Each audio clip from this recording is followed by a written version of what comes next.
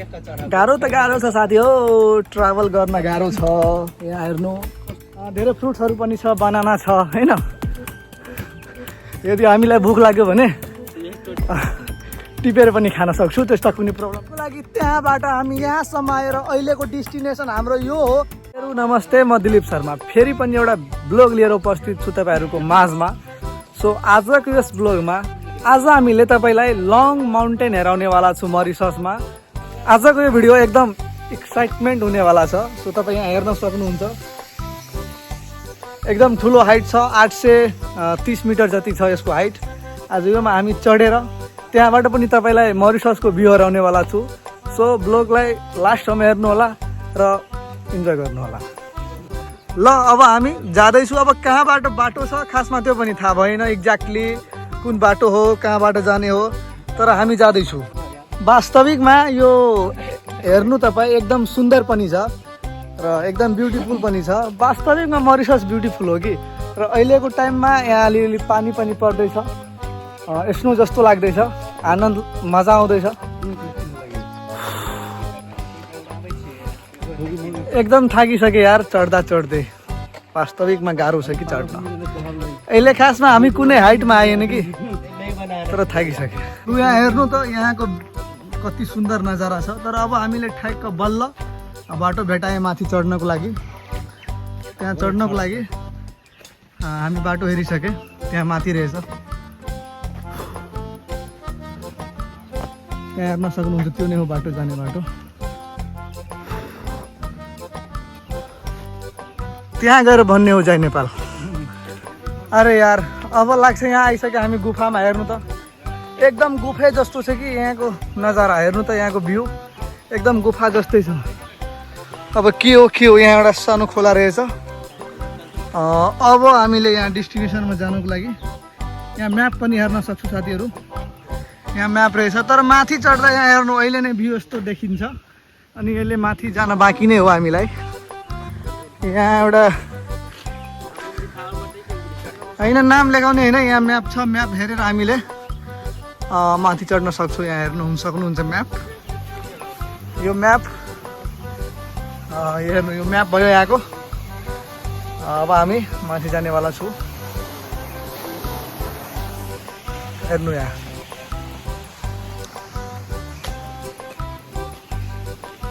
हाम्रा साथीहरू पनि छ यहाँ, तपाईँ हेर्न सक्नुहुन्छ। उहाँहरू पनि जाँदै हुनुहुन्छ मसँगै। किनकि यो हाइटमा हामी चढेर यति ठुलो हाइट तपाईँ यहाँ हेर्न सक्नुहुन्छ, कति ठुलो हाइट छ होइन। यसलाई माउन्टेन लङ हाइट भनेर पनि बुझ्छ यहाँ मरिससमा। सो यो हाइटमा चढेर एकदम त्यहाँको हामीले भ्यू हेर्नेवाला छु। मजा त मजा आउनेवाला छु कि यो ब्लगमा। अहिले नै हामी यहाँ चढ्यो नि, तपाईँलाई अहिले यहाँको नजारा हेराउँदैछु। यहाँ हेर्नु कस्तो रहेछ। अलि राम्रोसँग आएन, तर अझै हामी अलि माथि चढ्दैछु अनि मजा पनि आउँछ। एकदम पसिना पनि आउँदैछ। उहाँ साथीहरूले पनि एक्ज्याक्टली लोकेसन हेरिसक्यो हामीलाई कहाँ जानुपर्ने हो भनेर। ओह यहाँबाट भ्यू हेर्नु, भ्यू नि राम्रो पनि थियो। अहिले हामी लमसममा 25% हाइटमा मात्र पुगेको छु होइन। तपाईँ यहाँ हेर्न सक्नुहुन्छ मरिससको भ्यू। अहिले उहाँहरू अलि फोटोग्राफी गर्दैछ। यहाँ हेर्नु त अहिले 25% मात्रामा पुगेको छु हामी। उहाँ धुवा हेर्नु, त्यहाँ धुवा होइन। त्यहाँको बसलाई पनि म तपाईँलाई जुम गरौँ। यहाँ हेर्नु केटाहरू रमाइलो गर्दैछ, फोटोग्राफीको कामहरू गर्दैछ। अहिले मौसम एकदम बिन्दास मौसम छ। अलिअलि पानी पनि पर्दैछ। जे होस् मौसम एकदम राम्रो छ। तर अब न घाम छ न केही छ। अब हामी माथितिर लागेको। यहाँ हामी बरु यहाँ रेस्ट रुममा बसेर एकछिन आराम गरौँला होइन। अनि बसेर खाजासाजा खाएर अनि माथितिर फेरि लाग्ने हो। यहाँबाट हेर्नु त भ्यू कस्तो भ्यू छ। यहाँको भ्यू यो एकदम इन्ट्रेस्टिङ छ। जे होस् राम्रो लाग्यो। र अहिले हामीलाई त्यहाँ पुग्नु पर्ने हो कि खासमा। त्यहाँ अहिले हेर्नु मौसम कस्तो रहेछ, त्यहाँ पुग्नु पर्ने हो कि खासमा। अहिले हामी यहाँ रेस्ट रुममा बस्न आए होइन।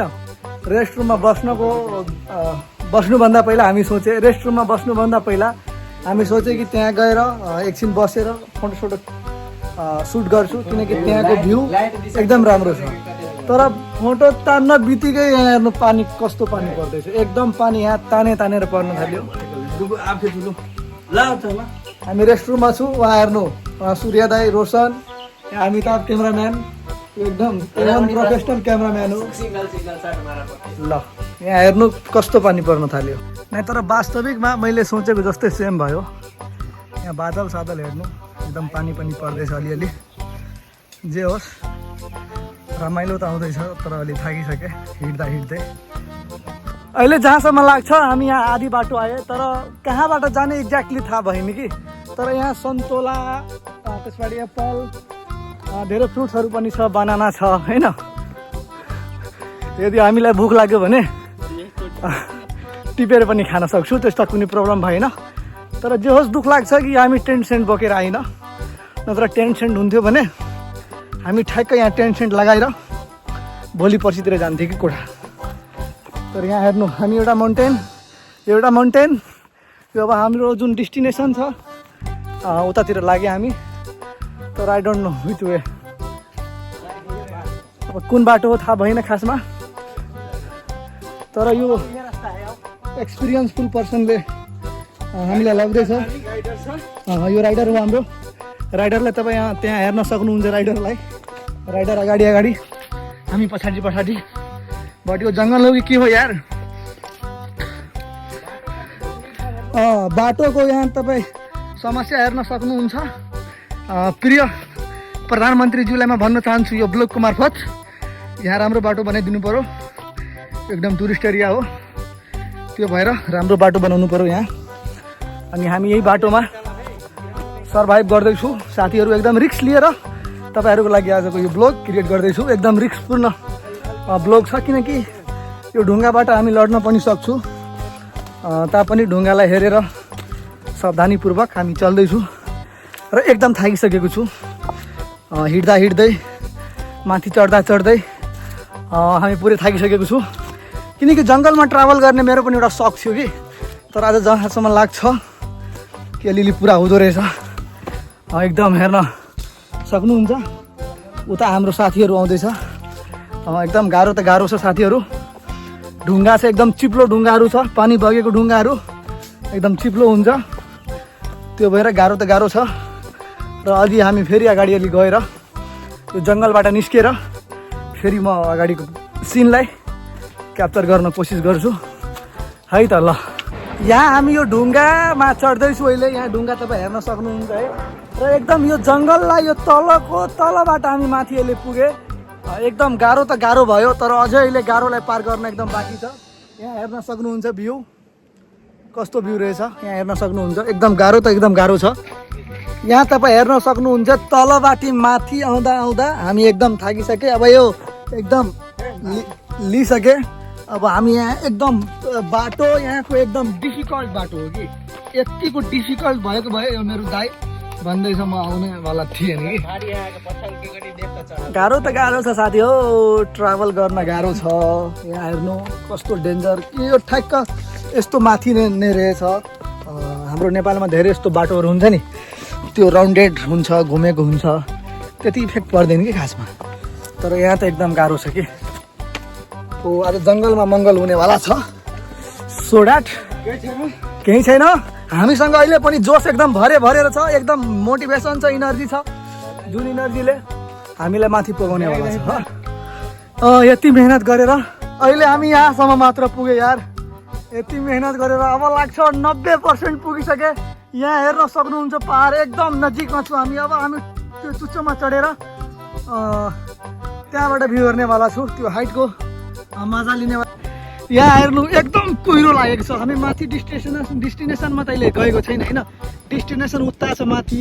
यहाँ कुहिरो हेर्नु त कस्तो कुहिरो छ। तर तलबाट जुन बेला हामी आए नि त्यो बेला तल एकदम धुप थियो, घाम थियो। तर अहिले यहाँ हेर्नु नजारा यहाँको हेर्नु एकदम, यहाँ बादललाई हेर्नु तर पानी फोहोरो आउँदैछ। मजा आउँदैछ बिकज अब हामीले त्यो डेस्टिनेसनमा पुग्नेवाला छु गाइस। सबजना यो च्यानललाई सब्सक्राइब गर्नु होला, लाइक गर्नु होला गाइस, किनकि तपाईँको लागि त्यहाँबाट हामी यहाँसम्म आएर अहिलेको डेस्टिनेसन हाम्रो यो हो। तपाईँले हेर्नुहुन्छ यहाँको डेस्टिनेसन हामी त्यहाँ पुग्नेवाला छु। एकदम एक्साइटमेन्ट छ र यहाँ एकदम जङ्गल छ। यदि बाई इन केस यदि मोबाइल तल गयो भने त्यो भेट्न इम्पोसिबल छ। त्यो भएर बी सेफ। हामी राम्रोसँग मोबाइललाई समातेर यो ब्लग यहाँ बसेर क्रिएट गर्दैछु र एकदम पानी पनि पर्दैछ। जे होस् इन्जोय छ, मस्ती छ र भगवान्लाई म यही भन्न चाहन्छु कि हामीलाई त्यहाँसम्म पुगाइदिनु। र म र मेरो साथी दुईजना मात्र यहाँ आइपुगे र अबको हाम्रो डेस्टिनेसन त्यो हुनेवाला छ। यहाँबाट म सब नेपालीलाई भन्न चाहन्छु जय नेपाल। र अब अलि अगाडि हामी गएर त्यहाँबाट तपाईँले मौसम त्यहाँको मतलब त्यहाँ गएर मलाई लाग्छ कि मतलब केही हेर्नेवाला छैन, एकदम अँध्यारो हुनेवाला छ। भिगी पनि सके, चिसो पनि लाग्दैछ साथीहरू। अब हामी अलि अगाडि गएर तपाईँलाई हेराउँदैछु ल। किनकि हामीले धेरै यस्ता ब्लगहरूमा होइन हेर्थ्यौँ पहिला कि यहाँको जुन तलबाट हावा माथि आउँदैछ नि, यो हावामा यस्तो तपाईँले अलि फाल्नु भयो भने ल फाल्नु त सर। अब उहाँले फाल्दाखेरि हेर्नु माथि उडिसक्यो, मतलब हावाको प्रेसले यहाँ चस्मा पनि तल झरिहाल्यो होइन। हेर्नु हावाको प्रेस तल मुनिबाट माथि आउँदैछ गाइज, लाग्छ कि यहाँबाट तल झरिहाल्छु, त्यस्तो सिचुएसन छ कि यहाँ। अब हेर्नु साथी, यो डेस्टिनेसन लास्ट डेस्टिनेसन हो। किनकि अब योभन्दा अगाडि जाने कुनै विकल्प छैन। नत्र कुनै यदि यस्तो बाटो हुन्थ्यो भने हामी योभन्दा पनि माथि जान्थ्यौँ कि, तर योभन्दा माथि जाने कुनै यस्तो विकल्प छैन। त्यो भएर यो डेस्टिनेसन लास्ट डेस्टिनेसन हो। र यहाँबाट न मरिसस हेराउँछ अहिलेको मौसममा, न त केही हेर। यहाँ एउटा पहाड हामीले देख्न सक्छौँ होइन, त्यो पनि अलिअलि मात्र देखिन्छ। यहाँ मौसम अलि सफा नभएको कारणले म र मेरो दोस्त आज माथिसम्म पुगे, एकदम खुसी लाग्यो।